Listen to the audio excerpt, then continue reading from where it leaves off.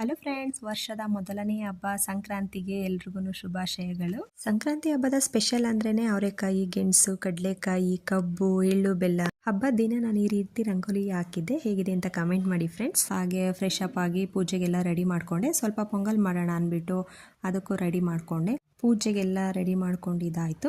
ಇನ್ನು ದೇವ್ರ ಪೂಜೆನೂ ಮುಗಿಸ್ಕೊಳ್ಳೋಣ ಅಂದ್ಬಿಟ್ಟು ಅದನ್ನು ಮುಗಿಸ್ಕೊಂಡೆ. ಸೂರ್ಯ ಧನಸ್ಸು ರಾಶಿಯಿಂದ ಮಕರ ರಾಶಿಗೆ ಹೋಗೋದಿಕ್ಕೆ ಮಕರ ಸಂಕ್ರಾಂತಿ ಅಂತ ಕರೀತಾರೆ. ನಮ್ಮ ರೈತರು ಬೆಳೆದಿರೋ ಬೆಳೆಗಳಿಗೆ ಫಲ ಸಿಗೋ ಟೈಮನ್ನು ಮಕರ ಸಂಕ್ರಾಂತಿ ಅಂತ ಕರೀತಾರೆ.